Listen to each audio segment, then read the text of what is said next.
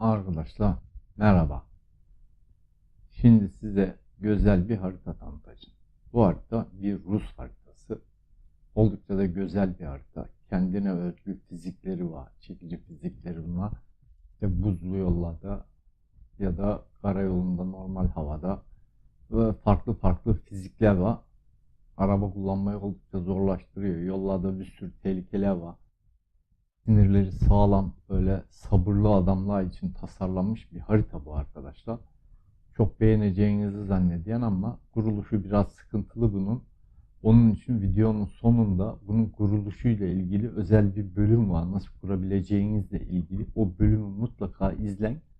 Nasıl kurulacağını görün. Ondan sonra bir sıkıntı yaşamadan bu haritayı oynayın. Şimdi arkadaşlar harita bir tek yerden indirebileceğiniz bir harita. Ama bunun yanı sıra bir iki tane daha mod ekledim ben buna. O modları nereden indirebileceğinizi de videonun açıklamasında bulacağınız bu haritanın linki de olacak. Oralardan indirirsiniz bunları. Şimdi modlara bir bakalım arkadaşlar. Modlarımız bunlar. Burada en alttaki arkadaşlar şu gördüğünüz yani yeşil olanın altında kalanlar bu haritanın modları. Kurulması zorunlu olan modlar bunlar. Bunları kurduğumuzda bu haritayı sorunsuz çalıştırabilirsiniz. Bu bir ses dosyası bu harita için. Haritaya özel sesler barındırıyor bu mod dosyası. Onun üstündeki 3 tane olan da bu haritayla ilgili haritadaki prefabrikleri bulunduran dosyalar bunlar. Bu yeşil dosyada arkadaşlar bunun tanım dosyası bu haritanın. Bütün bu alttaki dosyalarla ilgili tanımları barındırıyor bu.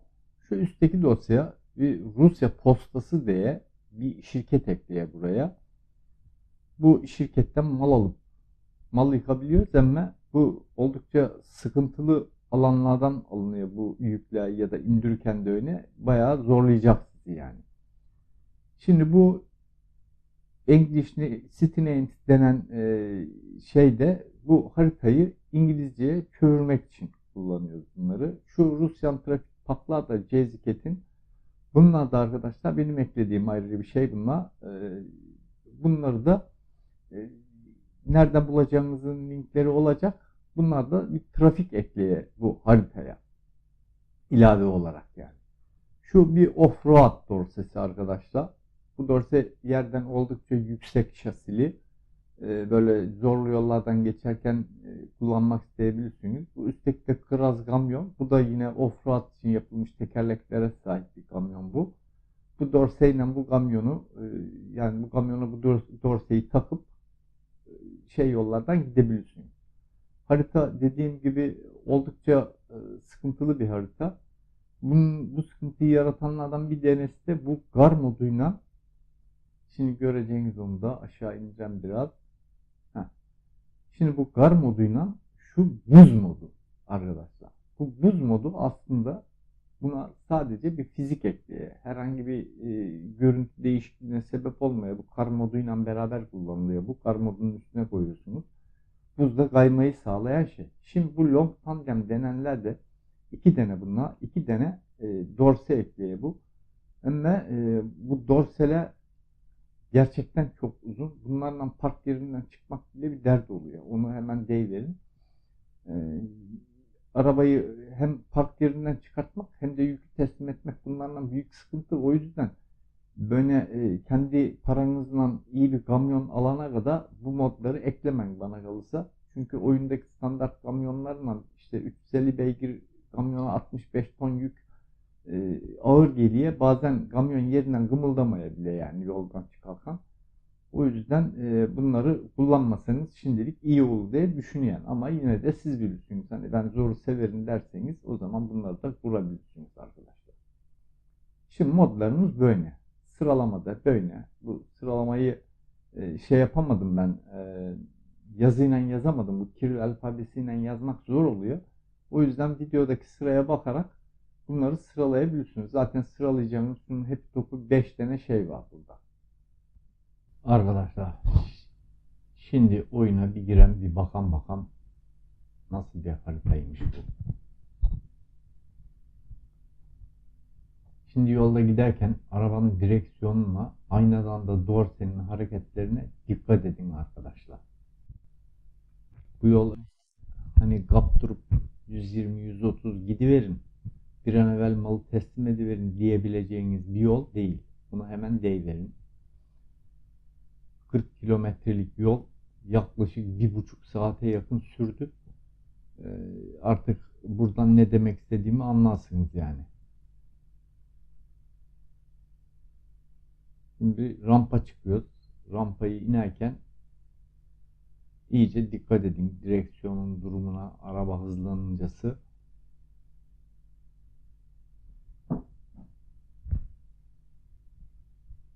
Şimdi arkadaşlar bakın, kilometre 60 gösteriyor şu sıralarda.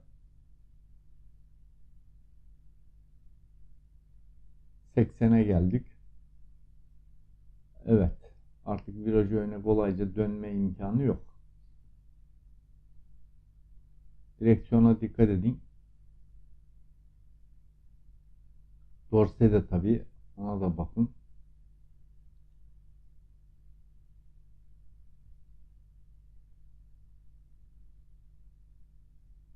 Dorseyi görüyor musunuz?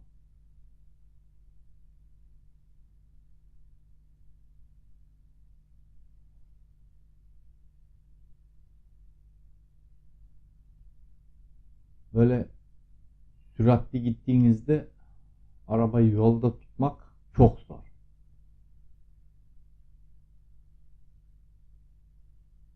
Artık tamam, dorseyi kaybettik.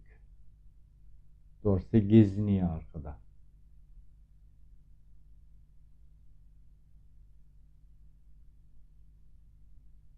Şimdi bu arkadaşlar kar moduyla buz modunun olduğu hali bu haritanın. Kar modunu da kurduk, buz modunu da kurduk. Şimdi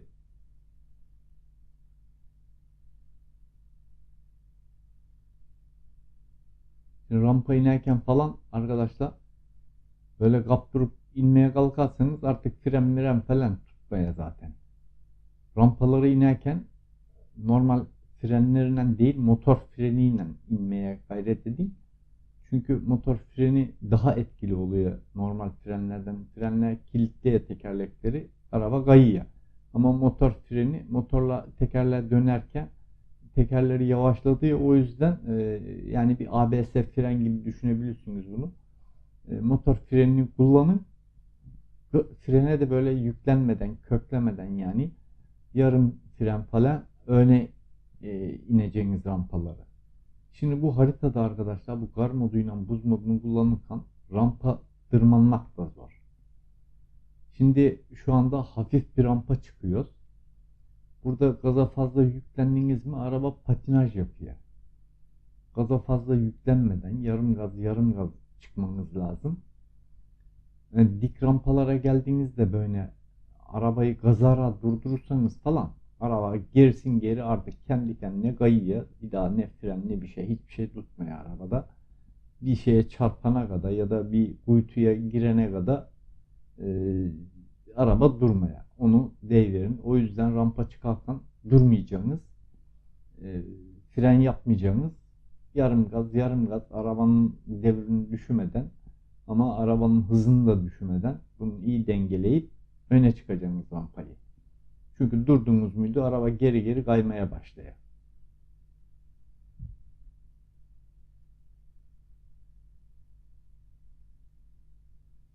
Dediğim gibi bunda öne 100 kilometreyle 120 kilometreyle falan gidip de, çünkü bunda böyle dümdüz ip bir yollar da yok.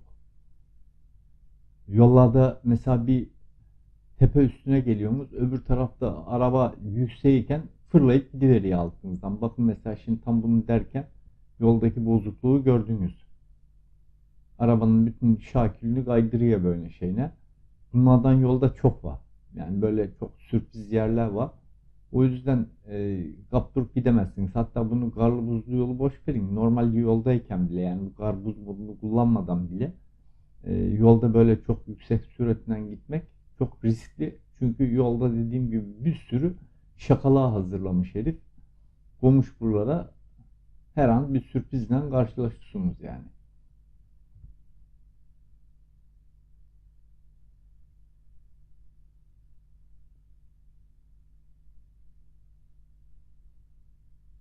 Harita aslında çok kocaman bir harita.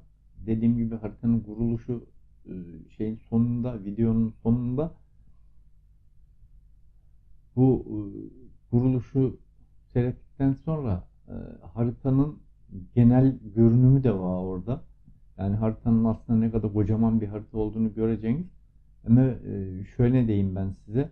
Mesela biz normal haritada, o benim yaptığım kocaman haritalarda, yani benim yaptığım demeyeyim de işte benim bir araya getirdiğim, hani montajını yaptığım haritalarda 4000 kilometrelik, 5000 kilometrelik yol alıp böyle bir keyfinden gidiyorduk. 80, 100, 120 bazen.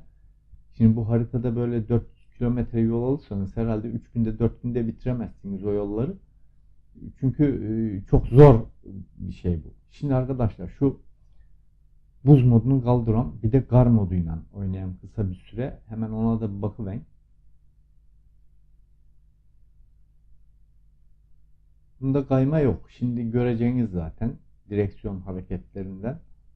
Yani kayma yok derken çok az kayma var. Normal fiziklere bağlı buradaki durum.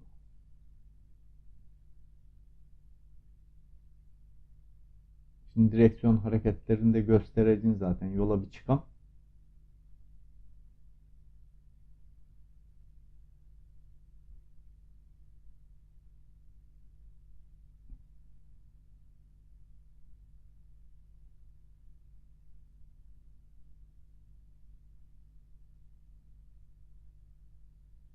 Bu buzlu yolda da kaymaya. Önce onu söylemekle başlayayım.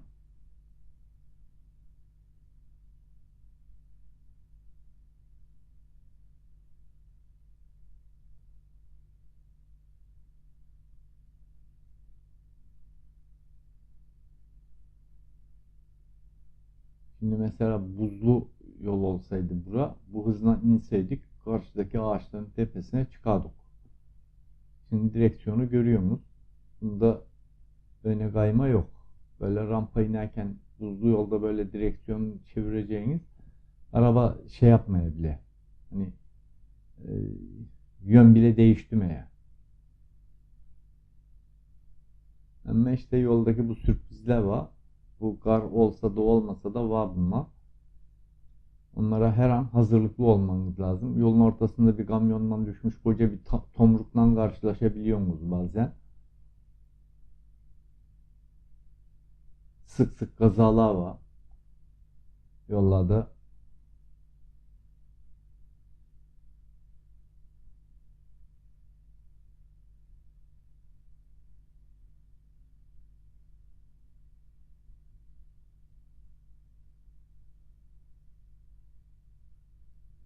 Şimdi güzel de kar yağışı var arkadaşlar bunda.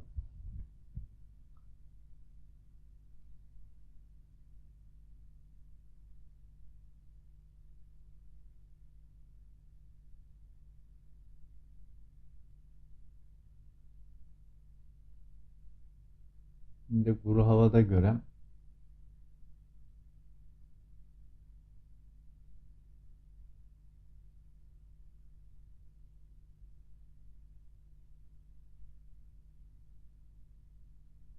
o az önce dediğim dorseler vardı. Hani uzun, ağır dorseler. Onları almam dediydim. Şimdi o dorselerden birini göreceğiniz.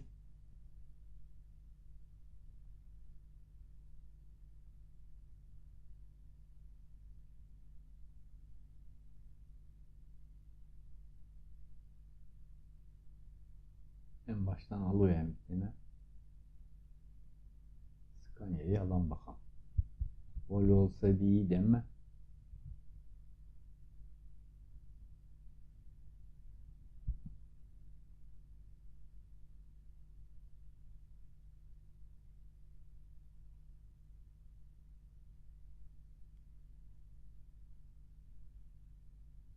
Şimdi arkadaşlar, yükü aldık. Araba bir park yerinde. Şimdi dorse'ye bir bakın.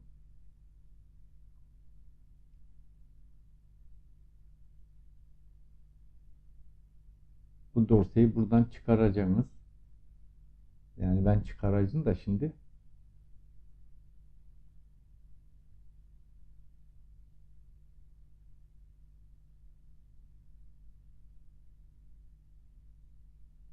Yük çok ağır.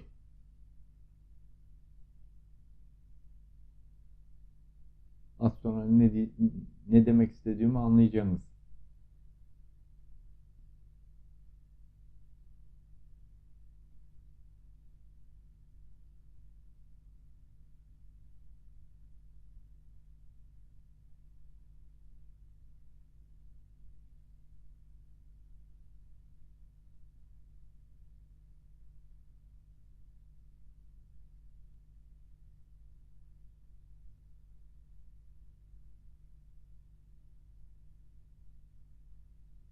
Çekici neredeyse dorsenin arkasına kadar gelecek yani. Tam dönsek bir O harfi yapacağız.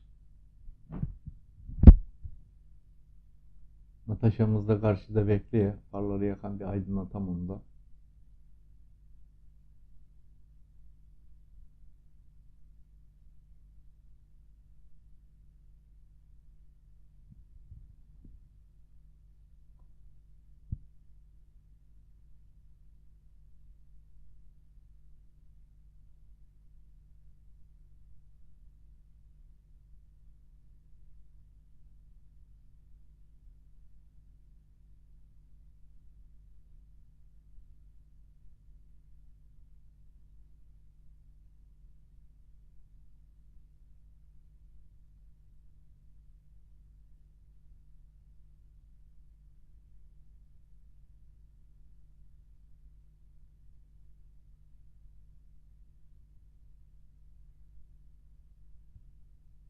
Dorseyi taktık herhalde bir yere.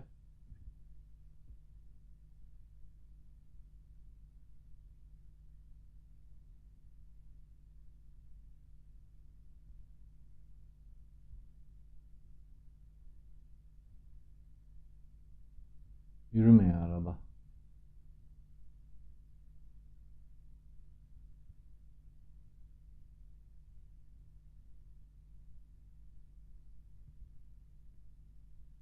Takılmamış da bir yere mi? Ne? Neyse başka bir yük sardım arkadaşlar ben. Şimdi bu da gene ağır bir yük. Dorsede kömür var. Şimdi yolda bir gidem. Bu yükünden neyle karşılaşacağız bir bakalım. Şimdi rampaları çıkarken dorse ağır olursa arkadaşlar direksiyonun hareketlerine dikkat edin. Şimdi anlayacağınız ne dediğimi. Ön tekerleğe kalkıyor havaya. Direksiyon arabayı kumanda etmeye. Bakın şimdi. Böyle durumda ayağı gazdan biraz çekip tekrar gaz vermek gerekiyor ama burada da böyle çok dik rampalar var yollarda. Böyle arabayı devirden düşürüp de arabayı istop ettirirseniz falan araba arkada bir şeye çarpana kadar durmaya. O yüzden devir düşmeden rampanın sonuna kadar çıkmanız lazım. Eğer araba zayıf ise yani o sırtına vurduğumuz yükü taşımayacak bir araba ise zaten şansınız yok arkadaşlar. Rampayı hiç çıkamazsınız. Çünkü çok dik rampalar var burada. Bazen böyle 750 beygir motorun bile zor baş ettiği rampalarla karşılaşıyorsunuz. Biraz sonra göreceğiniz ben dediğim gibi bu videoları önce çeken sonra seslendiriyen. O yüzden az sonra ben videoda ne olacağını bilen siz bilmiyorsunuz ama şimdi az sonra göreceğiniz dediğimi arabayı devirden düşürüp istop ettirirseniz falan arabayı durdurma şansınız yok. Aşağı kadar iniyor araba. Başka bir arabanın tepesine çıkana kadar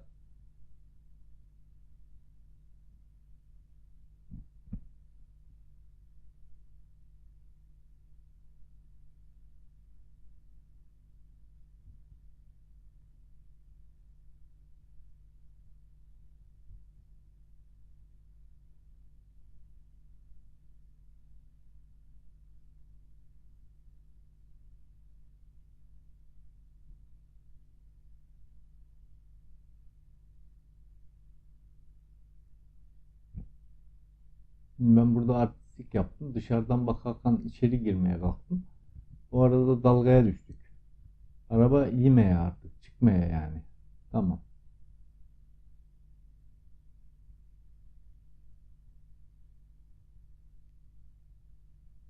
Gitti.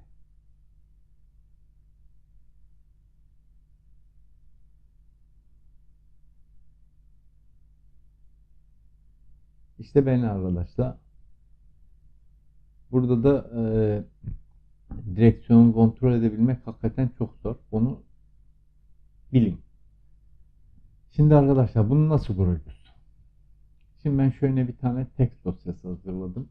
Burada bazı bilgiler var. Bunları anlatacağım size önce. Ve bunların neye yaradıklarını da anlatacağım. Ona göre siz bu şeyin kurulumunu yapacaksınız. Ben size adım adım anlatacağım. Şimdi arkadaşlar şu üstte bir tane satır var.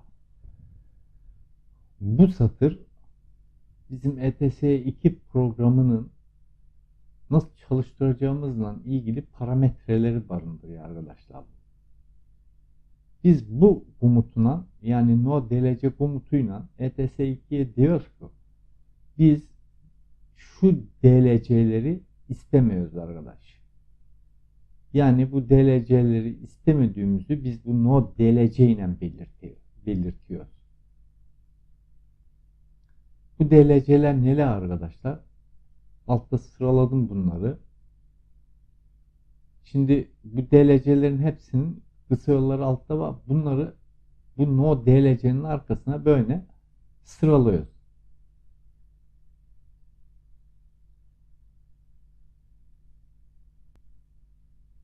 Şimdi arkadaşlar bu DLC'ler neler? İstenmeyen DLC'ler. Bu Going S denen DLC, Viva la France denen DLC, Heavy Cargo dediğimiz DLC, hemen bu Fransa DLC'sinin altında. Ondan sonra İtalya DLC'si, hemen bunun altında gene.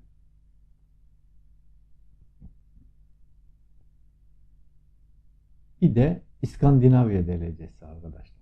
Bu DLC'ler olursa bu harita çalışmıyor. Bu DLC'lerin olmaması gerekiyor programda. İşte onu da biz bu no DLC komutuyla ETS2'ye bildiriyoruz. Diyoruz ki şu DLC'leri çalıştırma kardeşim. Bu satır o işe yarıyor yani komple. Şimdi peki biz bu işi nasıl yapacağız? ETS'ye nasıl bildireceğiz? ETS'ye nasıl anlatacağız biz derdimizi şimdi? Şimdi onu göreceğiz. Şimdi Steam kullananlar yani oyunu Steam'den almış olanlar bu işi şöyle yapacak arkadaşlar. Bu üstte kütüphaneye oyunlara geliyor. Euro Truck Simulator oyunu benim en üstte görüyorsunuz. Şimdi burada bizim şeyler var. DLC'ler var.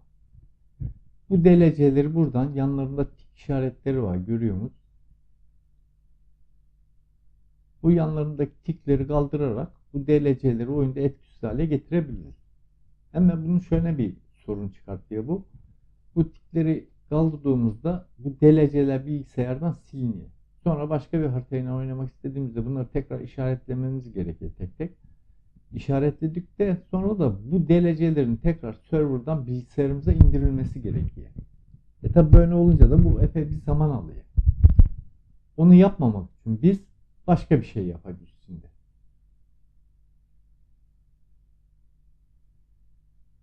Şu satırı kopyalıyoruz arkadaşlar. Bu açıklama bölümünde, videonun açıklama bölümünde var. Sağ tıklayıp satırı seçip sağ tıklayıp kopyaladık. Şimdi Euro Truck Simulator'ı sağ tıkladık. En altta özelliklere geldik. Oradan başlatma seçeneklerini ayarlaya geldik. Şimdi burada böyle bir satır geldi. Bu normalde sizde boş olacak arkadaşlar. Bu satırda hiçbir şey olmayacak. Ben bu mod klasörünü başka bir sürücüye taşıdığım için böyle bir satır var ama bu normalde sizde boş gelmesi lazım. Sizde eğer benim gibi bir değişiklik yapmadıysanız komut satırında. Şimdi bu satırın boş geldiğini varsayalım. Sizin burada yapacağınız şey bu satıra bu text dosyasından aldığımız satırı kopyalamak. Ben böyle daha önce komutlar verdiğim için bu komutların sonuna bir boşluk bırakıp o öyle ekledim. Mesela bu no intro denen ETS2 açılırken bir ekran görüntüleriyle böyle oynayan ekran görüntüleri olmasın demek. Bu home'dır da işte şu sürücüye yükle, bu profildi, modlu, boklu, sürüklü onları bu sürücüye yükle demek. Ondan sonra bir boşluk bırakan yeni komutu giren bu no dlc komutunun arkasında da parametreleri. Umarım bunu anlatabilmişimdir. Şimdi buraya bir boşluk bırakıp tekrar anladım. Ondan sonra yapıştırıyor. Sonra kapatıyor. Tamam. Şimdi bu DLC Steam'den oynayanlar için bu satırın kopyalanması bizim bu DLC'ler olmadan Euro Truck Simulator'ı çalıştırmamızı sağlıyor. Şimdi bu oyunu Steam'den almayanlar nasıl yapacak? Şimdi benimkine bir bakalım bir. Benimkinde burada Steam ile başlayan bir URL satırı var. Yani bu URL'den çalışıyor. Makinede değil. O yüzden ben size örneği American Truck Simulator üzerinden vereceğim arkadaşlar. Bu American Truck Simulator benim Steam'den aldığım bir oyun olmadığı için bu hard diskte kayıtlı, CD'de alındı bu. O yüzden bilgisayara kurulu yani. Onun üzerinden göstereceğim ben size. Şimdi buna sağ tıklıyoruz arkadaşlar. En altta özelliklere geliyoruz. Bunun Euro Truck Simulator olduğunu varsayın bu oyunun. Yani American Truck Simulator değil de Euro Truck Simulator olduğunu varsayın. Özelliklere tıkladık. Şimdi burada hedef yazan bir satır var arkadaşlar. Bu hedef dediğimiz yer bu programın bilgisayarın neresinde olduğunu ve hangi exe dosyasının çalıştırılacağını gösteren bir satır. Şimdi biz buraya satırın en sonuna geliyoruz arkadaşlar.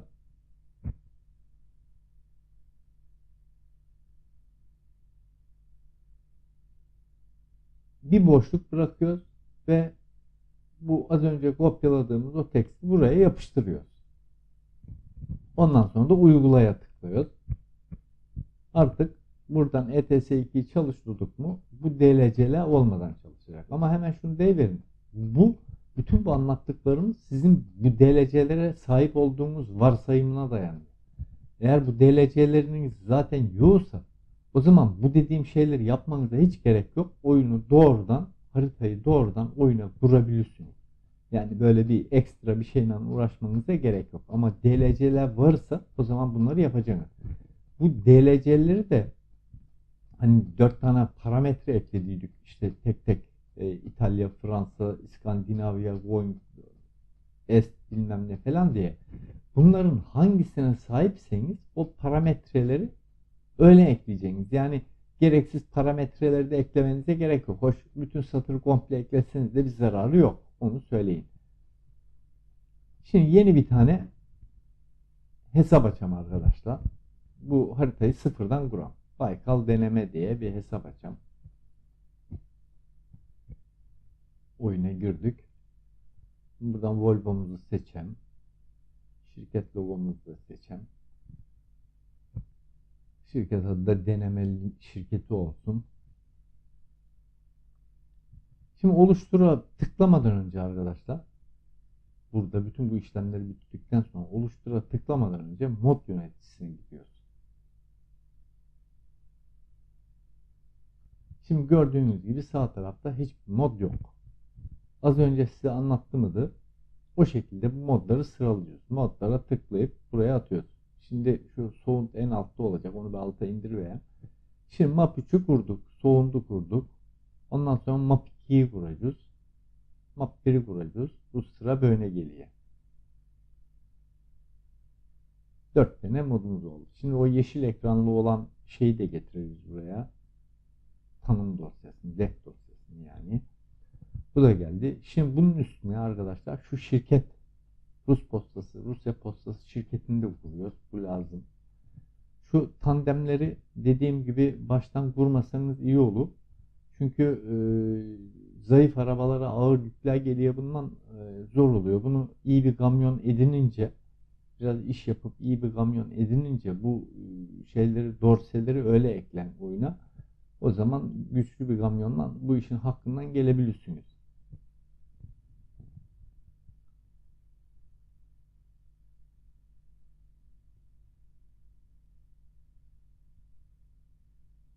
Evet arkadaşlar, bu offroad dorsesi az önce anlattığımızda zaten bunda. Bunu kurmakla seçimlik. Eğer isterseniz kurabilirsiniz. Kamyonunuz varsa kurabilirsiniz bunu. Kamyonunuz yoksa kurmazsınız. Artık o seçimlik. Yani bu yeşilin üstündekiler tamamen seçimlik artık. Arkadaşlar şu piscik default denen şey ise bu hani buz modunda yollarda işte kuru yolda giderken hani rampa çıkarken direksiyonun hakimiyetini kaybetme gibi işleri kaldırıyor bu. Euro Truck Simulator'ın standart fiziklerini getiriyor arkadaşlar. Hani ben bu direksiyondan da fazla uğraşmayın arkadaş. Ben çözdüğümü dönsün bu araba derseniz onu da vurmanız gerekiyor. Onun da linki aşağıda var zaten. Evet, şimdi modlarımızı da yükledik. Şimdi oluştur diyoruz.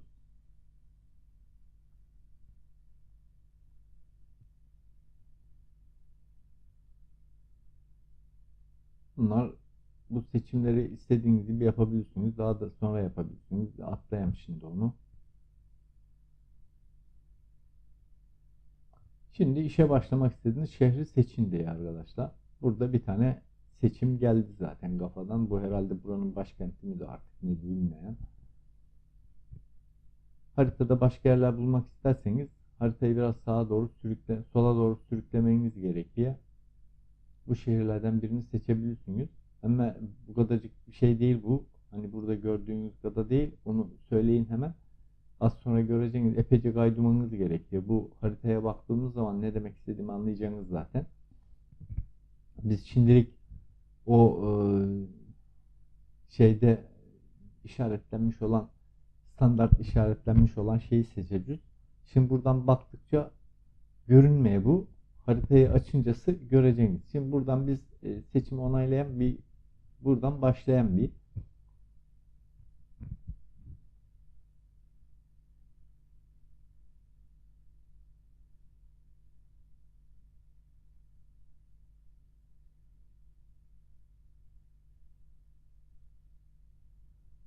evet, haritamız yüklendi arkadaşlar. Oyunumuz da açıldı. Şimdi gelsin kamyonumuz bakalım bir. Volvo gelecek şimdi. Evet.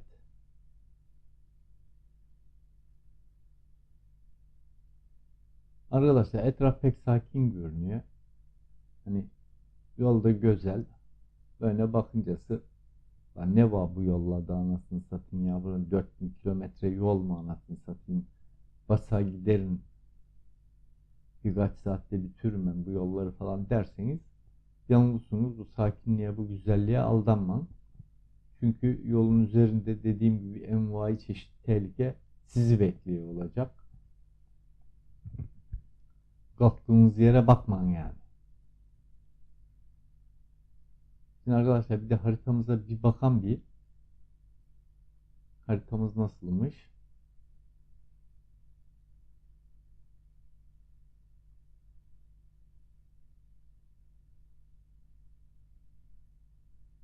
İşte az önce dil dosyasından bahsettim mi de onu kurmayı unuttum ben şey yaparken. O yüzden isimler Rusça geliyor.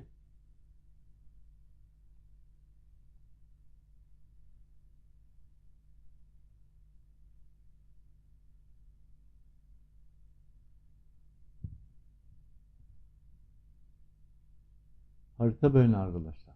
Gördüğünüz gibi kocaman bir harita. Öne kolay kolay bitecek gibi de değil. Dediğim gibi 45 kilometrelik yol 1,5 saat sürdü neredeyse kış modunda. Öne hani 100-200 kilometre, 400 kilometre normal standart haritada çok kolay bir yol da bunda öyle değil. Onu söyleyin. O yüzden bu harita yani giga harita, devasa bir harita yani. Bu zorluklardan hesaplarsak bu işi çok kocaman bir harita yani bu iş. Bu harita. Yani havadan da bir kısa bir gezinti yapan şehirler arası yapmayacağız bunu. Şöyle bir bakan bir etrafa, tabiata, mabiyata, çevreyi nasıl yapmış, nasıl etmiş adam diye. Bu arada hemen söyleyeyim. Bu haritayı kurduktan sonra modifikasyon modlarını da kurabilirsiniz buna. Yani işte yeni kamyonla, ne bileyim işte kamyonlara aksesuarlar falan eklemek istediğinizde onları da kurabilirsiniz. Onlarla ilgili bir sıkıntı yok. Kamyonlarla ilgili. Ama fizik modları falan eklerseniz herhalde ya fizik modunun ya haritanın kafası karışacaktı. Onu deyiverin çünkü bunun fizik modları çok farklı. O yüzden kamyonlar için fizik modu falan kurma. Benzin istasyonu modu kurma. Garaj modu kurmayın arkadaşlar. Çünkü bu tür modla o şeyin oyunun kilitlenmesine sebep olabiliyor. E, Burada her şey kendine özel tamamen. Bütün bu çevre düzenlemeleri, şehirlerin yerleşimleri, garajlar, şunlar bunlar her şey bu haritaya özel olduğu için onları etkileyecek bir şey oyunun kilitlenmesine sebep olabiliyor. Ha bunu bilip de mi konuşuyorum derseniz hayır denemedim. Ama varsayım olarak ben öyle düşünüyorum. Çünkü onlar çeşitli koordinatlar ve prefabrikler kullandığı için bunlarla uymayacağı kesin, sıkıntı çıkar diye düşünüyorum. O yüzden onları kullanmayın. Zaten olmasa da olmaz. Burada benzin istasyonları vesaire hepsi gerçek isimlere sahip benzin istasyonları. Yani bunlara ekstra bir şey yapmanıza gerek yok. Ama kamyon modlarıyla ilgili herhangi bir problem yok. Onları yapabilirsiniz. Şimdi videonun açıklamasından indirip bütün dosyaları tek tek kurarsanız harita sorunsuz çalışacaktı. Bu benim anlattığım şekilde kurulmada dikkat ederseniz problem çıkmadan bunu kurabilirsiniz. İyi eğlenceler dileyen arkadaşlar. Hoşça kalın.